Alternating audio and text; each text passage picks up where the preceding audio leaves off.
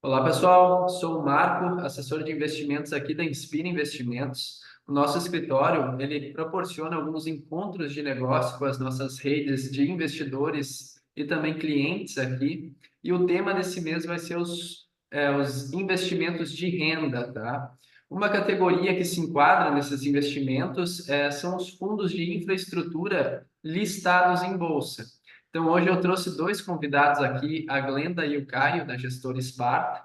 Agradeço por aceitarem o nosso convite para conversar hoje. E, por gentileza, comentem um pouquinho sobre vocês e sobre a gestora de vocês.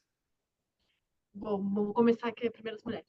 Bom, meu nome é Glenda, eu faço relacionamento com investidores aqui na Esparta, então meu trabalho, na verdade, é falar o que o Caio, a equipe de análise toda está fazendo aqui dentro de casa para os investidores. Então, hoje em dia tem que ser cada vez mais transparente, né, mais próximo dos nossos investidores, cotistas. Então, esse é meu trabalho, é divulgar o que a empresa tem feito aqui dentro para a ponta final, tanto assessores quanto clientes finais também. A Sparta é uma gestora bem antiga, a gente está há mais de 30 anos no mercado, fazendo crédito privado são mais de 12 anos atualmente. A gente tem 14 bi sob gestão e 36 pessoas aqui no time. Então, é um time que está junto há muito tempo, um terço dessa equipe são sócios, então tem um comprometimento, tem realmente a visão de longo prazo que todo mundo fala, né? Já que está todo mundo trabalhando junto há muito tempo. E é isso, né? Bom, eu sou o Caio, sou analista aqui na Esparta. Estou 6 anos aqui dentro da Esparta, já sou sócio também. E eu cubro ali uma parte dos setores de infraestrutura e acompanho ali no dia a dia os fundos listados de infra aqui da Esparta. Bom, legal, pessoal, legal. Bom, antes da gente entrar propriamente no assunto dos fundos, né, eu acho interessante a gente comentar um pouco de cenário aqui do Brasil, e também entender um pouco da perspectiva da Sparta, né, em relação às taxas de juros, à inflação aqui no Brasil. Vocês podem comentar um pouquinho para a gente? Acho que a gente vai decepcionar um pouco nessa, nessa resposta. A Esparta ela não tem aqui uma equipe macro, né, para vamos dizer fazer previsões nesse sentido, mas a gente acompanha o mercado porque a taxa de juros é um elemento muito importante para a análise de crédito, né? A gente começou o ano com expectativa de queda da Selic bem mais elevante, acho que agora mudou um pouco o cenário, né? A perspectiva é que a Selic se mantenha, a curva de juros até chegou a precificar uma ligeira alta na Selic, né? Mas na nossa visão parece pouco provável ter alta, provavelmente vai ficar estável mesmo nesses 10,5. E acho que o cenário de Selic ainda acima de 10 é um cenário que é, é pior para as empresas mais alavancadas, né? Então, as empresas que já estavam sofrendo desde o ano passado continuam sofrendo, né? E ao passo que, quando a gente olha para a infraestrutura, você tem ali contratos regulados, corrigidos para inflação, com a dívida, que em geral está atrelada à inflação também. Então, são setores muito mais resilientes nesse momento de crise, né? Se for lembrar, no ano passado, o único caso que teve de problema em infraestrutura foi a Light, né? Que era um caso muito peculiar. Se for olhar, então, na nossa visão, para o setor de infraestrutura ainda segue favorável, vamos dizer assim, mas tem ali setores que acabam sofrendo com essa taxa de juros mais alta. Perfeito, perfeito. Bom, aqui na assessoria de investimentos, né, o tema de renda dos investimentos é algo que chama bastante atenção dos investidores, né? Os fundos de infraestrutura, eles promovem esse tipo de rendimento, de recorrência, assim, né? Então, eu queria que vocês comentassem um pouco sobre, principalmente, as características desses fundos, né? Tem algumas características ali de isenção, né, do imposto de renda. Então, se vocês puderem comentar um pouco de como funcionam esses fundos. Legal. Bom, acho que vamos começar do começo. Esses fundos de infraestrutura são muito inspirados nos fundos de debêntures incentivadas, que existe, tem, né, inclusive, há bastante tempo. A gente tem fundo de debêntures incentivadas desde 2017, para vocês terem noção.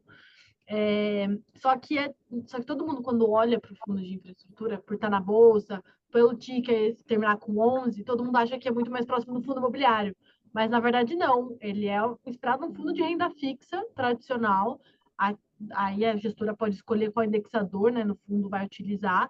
Então, são papéis de renda fixa, inclusive dentro do crédito, infraestrutura é um setor que o cara acabou de falar, super resiliente, em plena expansão e crescimento no nosso país. Então, a gente gosta muito da relação risco-retorno que a gente tem entre estrutura. E os fundos, eles seguem a Lei 12.431. que é, né, que regula as debêntures incentivadas. Então, como as debêntures incentivadas, como a gente é muito carente de infraestrutura no nosso país, né? Então, o governo decidiu, por dar, a partir dessa lei, dar o benefício de isenção fiscal para a pessoa física. Então, dado que o fundo também vai ser incentivado, ele também é totalmente isento de imposto. Então, muita gente antes, né, principalmente quando ouvia falar menos desse tipo de fundo, travava, falava assim, não, o dividendo é isento, não, mas a gente está falando também que o ganho de capital, então você vendeu a cota na bolsa, também vai ser isento porque segue essa regra, essa mesma lei das debêntures incentivadas. Então, nada mais é do que isso, um fundo de debêntures incentivadas que a gente vai fazendo a gestão ao longo do tempo e com a característica de ser totalmente isento de imposto de renda, pagar os dividendos. A maioria dos fundos acaba pagando mensalmente esse dividendo, tem uma recorrência boa, porque a gente sabe que o cotista gosta, né, dessa previsibilidade também. E a liquidez é super simples, né? Então, 2 dias você pede o resgate, 2 dias o dinheiro está na sua bolsa, pede no home broker e facilita bastante. Então, o resumão é meio que isso, né? Acho que é isso. Não, perfeito, uma explicação bem completa aí do que seria, né? E aproveitando o gancho, então, vocês podem comentar um pouco qual as principais diferenças, né, dos fundos de debênture incentivada e dos fundos de infraestrutura listados em bolsa, tanto na visão cliente, né, mas como também na visão da gestora, né, para gerir esse patrimônio. Vou falar do cliente, então. Porque do cliente, que facilita e dificulta, né? No fundo de debênture incentivado tradicional, a maioria desses fundos vão ter um resgate D mais 30, né? Porque é o que facilita a gestão trabalhar nesse tipo de produto. Então, o que muda de cara para o cliente é o tipo de liquidez, ou D30, ou a liquidez de bolsa que você tem no fundo listado. O segundo ponto é que quando você olha no fundo tradicional, 555, o cliente ele está sempre entrando na cota patrimonial, né? Na cota de quanto que exatamente esse fundo vale. Quando você olha para o fundo listado em bolsa, ele tem duas cotas. Ele vai ter a cota patrimonial, que é onde a gente faz a gestão, a gente inclusive divulga esse valor diariamente, e também ele vai ter uma cota de mercado, que aí o investidor pode ter uma vantagem ou desvantagem. Ele pode comprar mais barato se o fundo estiver em queda, por exemplo, mais barato do que a cota patrimonial, do que o valor dele efetivamente, ou ele pode pagar um prêmio por isso, pode pagar um ágio comprando na bolsa acima do valor que ele realmente vale. E a isenção de imposto de renda vale para as duas opções. Então, eu diria principalmente em relação à liquidez e ao preço de entrada que você tem no produto, do lado do cliente, né? Do lado da gestora, o que muda decorre por conta desse prazo de resgate, né? Enquanto o fundo aberto ele tem ali um prazo de resgate, ou seja, o cliente pode resgatar a qualquer momento, né? Em geral, quando vem momentos de crise, acaba que tem muito resgate, então ele tem que ter uma carteira preparada para isso. Ele tem que ter uma carteira muito pulverizada, de tal forma que quando vem essa onda de resgate, eu consiga vender sem prejudicar o fundo, e ter essa liquidez adequada ao longo do tempo. Ao passo que ali o fundo listado, ele vai ter ele, como é um fundo com passivo permanente, né, então o dinheiro ele não sai dali, né, a não ser que você vai pagando os rendimentos, mas você tem um patrimônio perpétuo ali. Então você consegue de fato realizar uma alocação mirando um prazo longo de alocação e sem se preocupar com resgates. Então você consegue mirar uma carteira bem mais eficiente do ponto de vista de risco, de risco e retorno, né? Então você pode ver que as nossas metas ali dos fundos listados tem ali uma vantagem com relação ao fundo aberto. Então, no momento de crise, enquanto o fundo aberto está tendo que vender para um resgate, o fundo fechado ele está comprando, né? Então acho que isso dá um diferencial bem importante para os fundos listados. E aí tem que lembrar também que as debêntures incentivadas ali são papéis que têm uma longa duração, né? Então são papéis ali de mais de 10 anos, 15 anos. Então você ter um fundo listado é o passivo adequado para você carregar esse tipo de ativo. Perfeito, perfeito, pessoal. Deu para entender bem os dois lados aí da gestão, né? E, bom, chegando já no final da nosso bate-papo aqui, a gente sabe que a Sparta ela desenvolveu alguns fundos, né? Como é o Juro 11, que tem o IPCA como referência, o CDI I11, né? Que tem o CDI como referência. Vocês podem explicar para nós como é a carteira desse fundo, né? Tanto na diversificação como nos setores, né? E também o rendimento que vocês esperam para esses fundos, dado o cenário aí, Brasil hoje, né? Legal.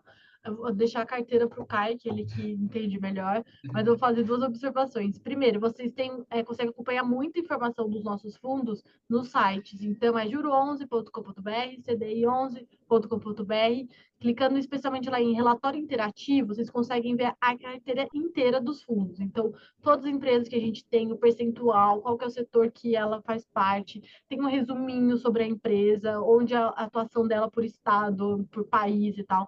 Então, acho que ajuda muito vocês terem esse acompanhamento. A gente é muito transparente nesse sentido. Falando de diferença dos dois fundos, os dois fundos vão comprar os mesmos ativos, eles vão comprar debêntures incentivadas. O que muda no juro 11? O juro 11, a gente usa o IMAB5 como benchmark, que é a inflação curta. Então, como o Caio disse, os papéis que a gente compra, eles têm um vencimento muito longo. Então, o prazo médio desses papéis em carteira na duration fica muito alongado, então traz volatilidade, né? Quanto maior o prazo, mais volatilidade você tem ao longo do tempo. O que a gente faz? A gente consegue fazer sinteticamente, a partir do DAP, encurtar essa duration. Então, a gente consegue reduzir a volatilidade em relação à acessibilidade à curva de juros. Então, no final das contas, esse fundo oscila como se fosse uma B5. Uma B5 são as NTNBs com vencimento de até 5 anos. Então, a gente consegue reduzir a volatilidade do fundo nesse tipo de estratégia. Então, ele vai ter 2,5%, 3% de volatilidade ao ano na cota patrimonial do juro 11. O CDI 11, o que acontece? A gente vai comprar o mesmo papel. Esses papéis, até fazendo um PS, né? A gente compra geralmente IPCA mais um prêmio. No CDI, a gente compra o mesmo papel IPCA mais, só que a gente troca para acompanhar a CDI. Por quê? A gente quer reduzir volatilidade, aí não tem volatilidade mesmo, né? O duration cai a zero. Então, aqui seria até para o investidor, putz, eu sou mais conservador, CDI 11 pode ser o passo inicial para você dar numa estratégia de listado em bolsa, para ter essa renda recorrente e tal. O juro 11, ele já está tendo muito menos volatilidade do que nossos pares no mercado. Só que ele vai ter esse incrementinho aí. Então, você tem que estar preparado que ele pode oscilar um pouquinho a mais. Aí, para a carteira, o Caio fala melhor. Falando das carteiras, né, por que tem ali algumas diferenças nas carteiras dos dois? Basicamente porque cada um tem uma dinâmica de oferta, né? Então, tem horas que o Juro 11 fez uma oferta, o CD11 fez uma oferta em outro momento. Então, cada oferta você tem uma dinâmica de alocação porque você tem um prazo de enquadramento dessa carteira para comprar debêntures incentivadas, né? Por isso que muda a carteira, mas se for olhar ali, no geral, são carteiras muito parecidas. Acho que um ponto relevante com relação aos pares é a diversificação. Se for olhar o Juro 11, tem mais de 90 ativos hoje na carteira, o CD11 tem mais de 80. Se separar ali por grupos de risco, vão ter ali em torno de 40 grupos de risco, né? Então, a gente tem, eventualmente tem várias debêntures, mas que representam o mesmo grupo de risco, então a carteira é bem pulverizada. A maior posição do Juro 11 por grupo de risco está em torno de 4%, então comparando ali com os pares também, acho que é uma diversificação bem interessante. E se for olhar o spread médio da carteira dos dois, né? Ela ficou na média ali entre 1,5 a 2, chegou no máximo a 2,5 no ano passado, mas se for olhar na média, a gente está mirando pelo menos chegar entre 1,80 e 2 em condições normais, né? Se for olhar no curto prazo, o Juro 11 está um pouco menos alocado porque fez a oferta, ele está alocando ainda, então está com o spread um pouco menor agora, e o CDI 11 está com o spread agora em torno de 1,5. Perfeito, pessoal, perfeito. Bem explicado a questão da diversificação, que é uma questão bem importante, né? E, bom, Glenda e Caio, né? Eu agradeço a participação de vocês aqui hoje. Eu acredito que a gente conseguiu pontuar aí questões bem importantes para quem pensa em começar a investir ou quem já investe também, né? Às vezes podem ficar com algumas dúvidas. E para a gente finalizar, aonde é que a gente pode encontrar vocês? Bom, nas redes sociais da Sparta, então a gente tem Instagram, Sparta Investimentos, no Twitter, YouTube, Sparta Fundos, tem muito vídeo, inclusive meu e do Caio, a gente explica sobre todas essas particularidades dos fundos de infraestrutura, como que é a dinâmica, etc. Acho que recomendo que vocês assistam. E também nos nossos sites, né? No juro11.com.br, cdi11.com.br. A gente também tem um Fiagro que chama CRA11, então cra11.com.br. Entrando nesses sites, a gente tem mailing, então, e tem muita informação, em especial no relatório extrativo. Acho que é bem legal quem quiser acompanhar e entender como funciona a nossa cabeça por lá. Nós não comentamos sobre a perspectiva de rendimento, né? Quer que comente? Se for olhar ali a perspectiva de rendimento do Juro 11, nesse primeiro semestre, teve um primeiro semestre muito forte, né? A gente veio pagando ali em torno de 1,25 desde fevereiro. Agora, no segundo semestre, a gente deu um guidance de pagar algo em linha com o carrego da carteira, que dá em torno de R$ 1 por mês. Então, acho que isso dá para esperar para o Juro 11. Óbvio que se for tendo resultado a mais, a gente vai distribuindo a mais ao longo do tempo. E o CDI 11, a nossa expectativa é pagar pelo menos 110% do CDI ao longo do semestre. Se for olhar ao longo dos últimos meses, a gente tem pago até 120 CDI, porque tem surpreendido ali o resultado do fundo. Mas dá para esperar esse 110 CDI para frente para o CDI 11. Perfeito, pessoal. Mais uma vez agradeço a participação de vocês. Os contatos da Inspira vão estar aqui abaixo, junto com o meu. E, bom, pessoal, até a próximo evento aí. Valeu, gente. Até Obrigado, mais. pessoal. Obrigada.